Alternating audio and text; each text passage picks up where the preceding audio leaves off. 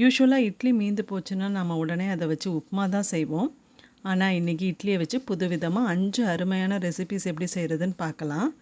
இதை நம்ம மீந்து போன இட்லியில் தான் செஞ்சோங்கிறது யாருக்குமே தெரியாது. பார்க்குறதுக்கும் அவ்வளோ அருமையாக இருக்கும், டேஸ்ட்டும் ரொம்ப சூப்பராக இருக்கும்.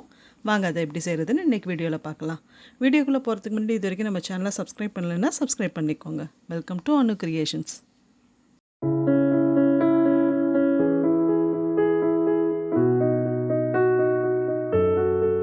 ஃபஸ்ட்டு நம்ம எல்லா ரெசிபீஸும் செய்ய ஆரம்பிக்கிறதுக்கு முன்னாடி கொஞ்சம் இட்லியை எடுத்து உதுத்து வச்சுருக்கேன். கொஞ்சம் இட்லியை சின்ன சின்ன பீசஸாக கட் பண்ணி வச்சுருக்கேன். வாங்க இப்போ எல்லா ரெசிபீஸையும் ஒன்று ஒன்றா செய்ய ஆரம்பிச்சிடலாம்.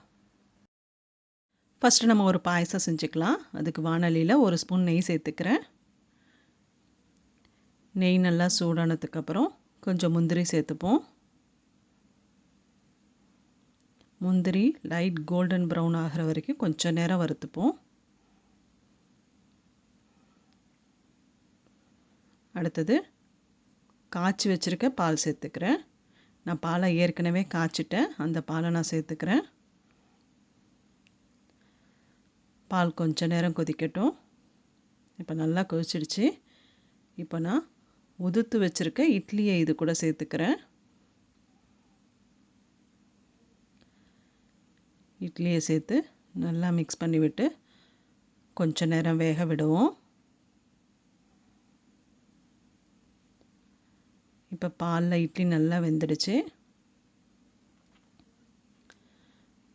இப்போ நம்ம தேவையான அளவு சர்க்கரை சேர்த்துக்கலாம். கொஞ்சம் ஏலக்காய் தூள் சேர்த்துப்போம்.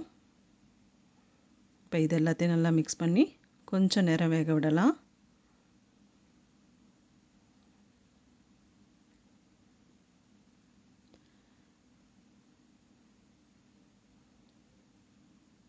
இப்போ எல்லாம் சேர்ந்து நல்லா வெந்துடுச்சு. பாயசம் அருமையாக ரெடி ஆகிடுச்சு. சூப்பராக இருக்குது பாயசம். அடுத்தது இப்போ நம்ம காய்கறிலாம் சேர்த்து ஒரு உப்புமா ரெடி பண்ணிடலாம். அதுக்கு வாணலியில் 2 ஸ்பூன் எண்ணெய் சேர்த்துக்கிறேன். எண்ணெய் நல்லா சூடானதுக்கப்புறம் 1 ஸ்பூன் கடுகு,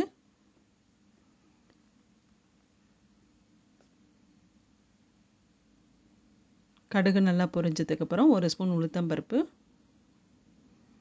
கொஞ்சம் பெருங்காயம் சேர்த்துக்கிறேன். ஒரு பெரிய வெங்காயத்தை பொடியாக நறுக்கி வச்சுருக்கேன், அதையும் சேர்த்துக்கிறேன். இப்போ வெங்காயத்தை கொஞ்சம் லைட்டாக வதக்கிக்கலாம்.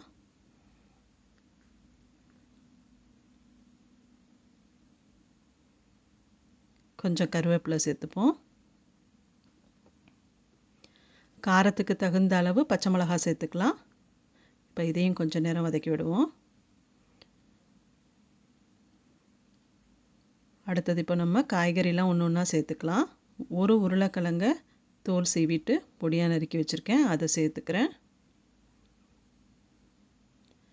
பட்டாணி கொஞ்சம் சேர்த்துப்போம். ஒரு கேரட்டை பொடியாக நறுக்கி வச்சுருக்கேன், அதையும் சேர்த்துக்கிறேன். இப்போ இது எல்லாத்தையும் கொஞ்சம் நேரம் வதக்கி விடுவோம்.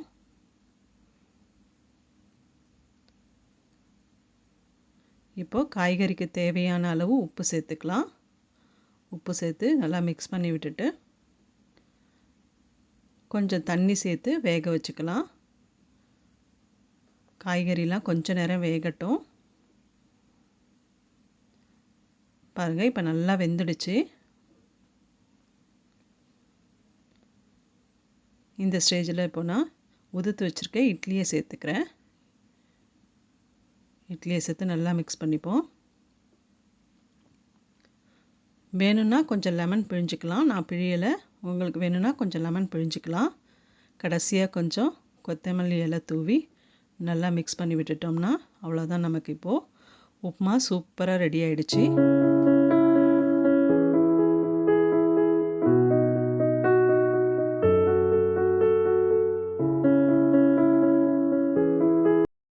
அடுத்தது ஒரு பன்னீர் இட்லி ரெசிபி ரெடி பண்ணிடலாம். அதுக்கு வாணலியில் 2 ஸ்பூன் எண்ணெய்,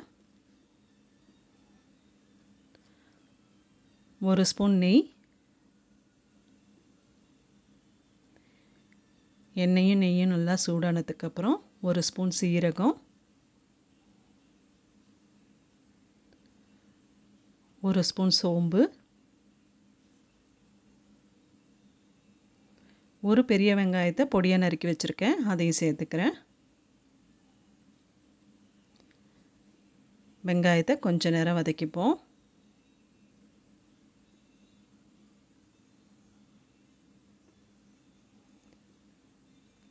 வெங்காயம் வதங்கினதுக்கப்புறம் 1 ஸ்பூன் இஞ்சி பூண்டு பேஸ்ட்டு சேர்த்துக்கிறேன்.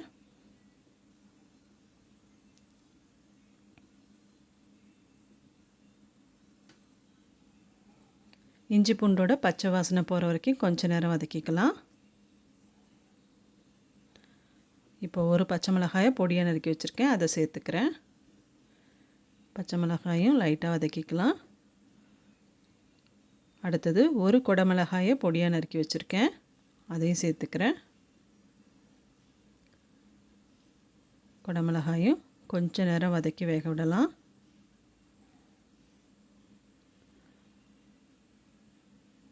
அடுத்தது ஒரு தக்காளியை பொடியாக நறுக்கி வச்சுருக்கேன், அதையும் சேர்த்துக்கிறேன்.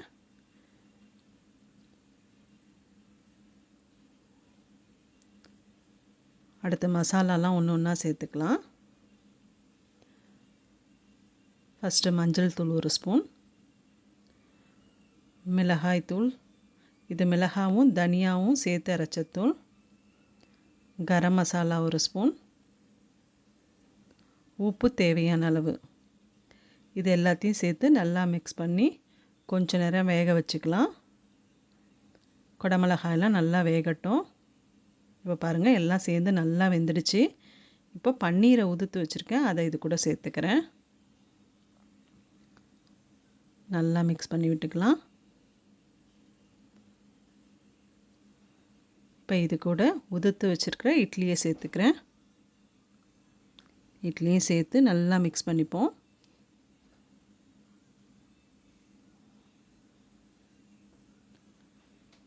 இட்லி பன்னீர் எல்லாத்தையும் சேர்த்து நல்லா மிக்ஸ் பண்ணதுக்கப்புறம் பாதி லெமன் வச்சுருக்கேன், அதை பிழிஞ்சு விட்டுக்கிறேன்.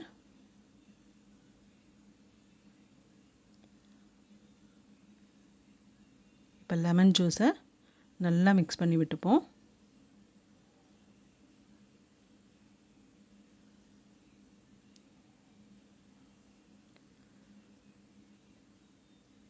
இப்போ நல்லா மிக்ஸ் பண்ணியாச்சு. கடைசியாக கொஞ்சம் கொத்தமல்லி இலை தூவிக்கலாம்.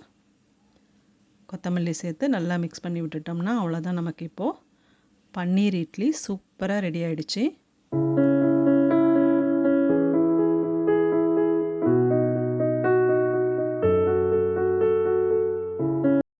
அடுத்தது நம்ம இப்போ ஒரு இட்லி சாட் ரெசிபி ரெடி பண்ணிவிடுவோம். அதுக்கு வானலியில் 2 ஸ்பூன் எண்ணெய் சேர்த்துக்கிறேன். இது கூட சின்ன சின்ன பீசஸாக கட் பண்ணி வச்சுருக்க இட்லியை சேர்த்துக்கிறேன். இப்போ இட்லி பீசஸை எண்ணெயில் நல்லா பரட்டி எடுத்துக்கலாம்.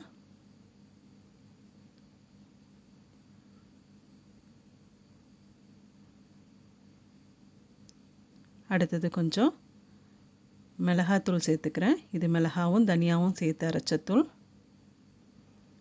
அடுத்தது 1 ஸ்பூன் சாட் மசாலா சேர்த்துக்கிறேன். இப்போ இது எல்லாத்தையும் நல்லா மிக்ஸ் பண்ணிப்போம். எல்லா இட்லி பீசஸ்லேயும் இந்த மசாலா நல்லா கோட் ஆகிற மாதிரி நல்லா மிக்ஸ் பண்ணிக்கலாம்.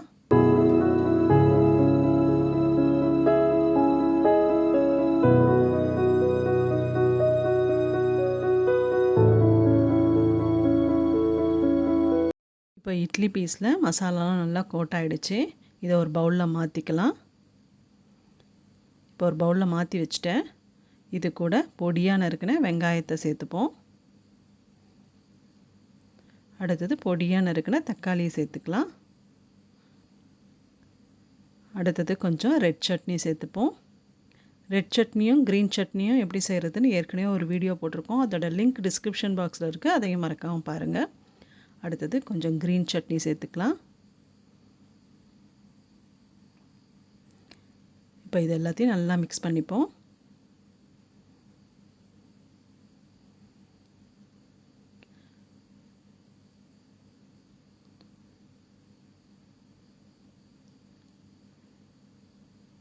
இப்போ இது எல்லாத்தையும் நல்லா மிக்ஸ் பண்ணியாச்சு. ரொம்ப வாசனையாக இருக்குது. இது கூட கொஞ்சம் தயிர் சேர்த்துக்கலாம்.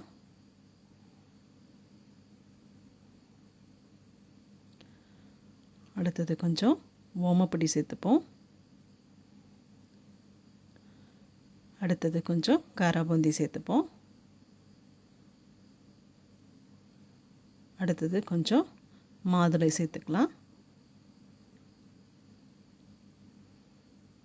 கடைசியாக கொஞ்சம் கொத்தமல்லி சேர்த்துக்கலாம். அவ்வளோதான், நமக்கு இப்போ இட்லி சாட் ரொம்ப சூப்பராக ரெடி ஆயிடுச்சு. ரொம்ப வாசனையாக, ரொம்ப டேஸ்ட்டாக, ரொம்ப அருமையாக இருக்கும். அடுத்தது இப்போ நம்ம ஒரு அருமையான இட்லி டிக்கா ரெடி பண்ணிடலாம். அதுக்கு 1/4 கப்பு கடலை மாவை வெறும் வாணலியில் போட்டு நல்லா வறுத்துப்போம். இப்படி கடலை மாவை நல்லா வறுத்துட்டு பண்ணும்போது டிக்கா நல்லா வாசனையாக இருக்கும். அதனால் கடலை மாவை கொஞ்சம் நேரம் வறுத்துக்கலாம். இப்போ நல்லா வறுத்தாச்சு. இதை ஒரு பவுலில் மாற்றிக்கிறேன். இப்போ ஒரு பவுலில் மாற்றியாச்சு. இது கூட கொஞ்சம் கெட்டி தயிர் சேர்த்துப்போம். அடுத்தது 1 ஸ்பூன் இஞ்சி பூண்டு பேஸ்ட், 1/4 ஸ்பூன் மஞ்சள் தூள், காரத்துக்கு தகுந்த அளவு மிளகாய் தூள், இது மிளகாவும் தனியாவும் சேர்த்து அரைச்ச தூள், உப்பு தேவையான அளவு, 1 ஸ்பூன் ஜீரகத்தூள், 1 spoon chat masala, 1 spoon garam masala, கொஞ்சம் கஸ்தூரி மேத்தி, 2 ஸ்பூன் எண்ணெய். இப்போ இது எல்லாத்தையும் நல்லா மிக்ஸ் பண்ணிப்போம்.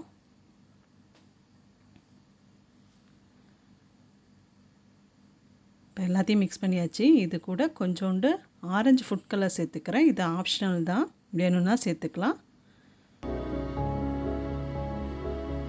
இப்போ எல்லாத்தையும் நல்லா மிக்ஸ் பண்ணியாச்சு.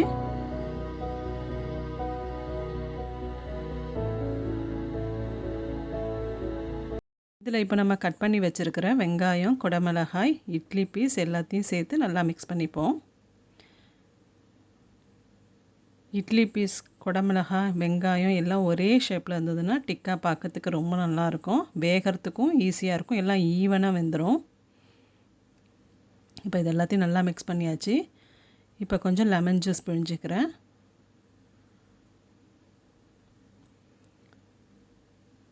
இப்போ லெமன் ஜூஸையும் நல்லா மிக்ஸ் பண்ணிப்போம். இப்போ எல்லாத்தையும் நல்லா மிக்ஸ் பண்ணியாச்சு. இப்போ ஒரு ஸ்டிக் எடுத்து ஒன்று ஒன்றா அதில் குத்தி அரேஞ்ச் பண்ணிப்போம். ஃபஸ்ட்டு வெங்காயத்தை வச்சுக்கிறேன். அடுத்தது ஒரு குடமிளகாய், அடுத்தது ஒரு இட்லி பீஸ், அடுத்தது ஒரு வெங்காயம், குடமிளகாய், அடுத்தது ஒரு இட்லி பீஸ். இதே மாதிரியே நான் அரேஞ்ச் பண்ணி வச்சுக்கிறேன்.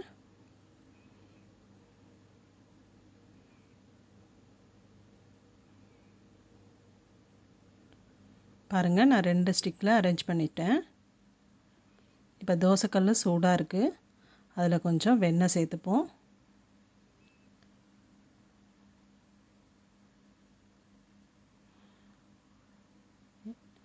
இப்போ இதில் நம்ம அரேஞ்ச் பண்ணி வச்சுருக்க அந்த ஸ்டிக்கை அப்படியே வச்சுப்போம்.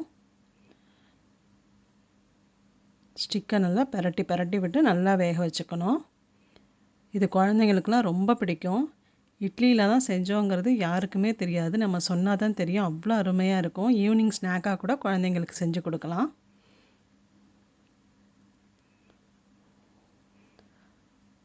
இது ஒரு டைம் நம்ம செஞ்சு கொடுத்தோம்னால திரும்ப திரும்ப பசங்களே கேட்பாங்க, இட்லி டிக்கா செஞ்சு கொடுங்கன்னு. அவ்வளோ அருமையாக இருக்கும்.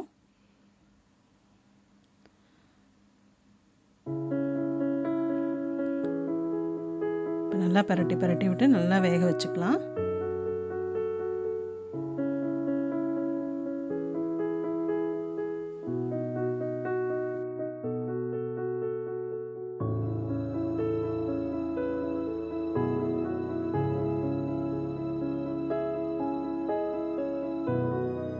இப்போ இட்லி டிக்கா நல்லா வெந்து சூப்பராக ரெடி ஆகிடுச்சு. பாருங்கள், மீந்து போன இட்லியை வச்சு 5 அருமையான ரெசிபிஸ் ரெடி பண்ணியாச்சு. இந்த ரெசிபி எல்லாமே நம்ம மீந்து போன இட்லியில் தான் செஞ்சோங்கிறது யாருக்குமே தெரியாது. அவ்வளோ அருமையாக இருக்கும். நீங்களும் உங்கள் வீட்டில் கண்டிப்பாக ட்ரை பண்ணி பாருங்கள். எப்படி வந்ததுன்னு மறக்காமல் கமெண்ட் பண்ணுங்கள். அதுக்கு முன்னாடி லைக் பண்ணுங்கள். இந்த வீடியோவை உங்கள் ஃப்ரெண்ட்ஸ் அண்ட் ரிலேட்டிவ்ஸ்க்கு ஷேர் பண்ணுங்கள். இதே மாதிரி இன்ட்ரெஸ்டிங்கான நிறைய ரெசிபிஸ் பார்க்கறதுக்கு நம்ம சேனலை உடனே சப்ஸ்கிரைப் பண்ணிக்கோங்க. தேங்க்ஸ் ஃபார் வாட்சிங்.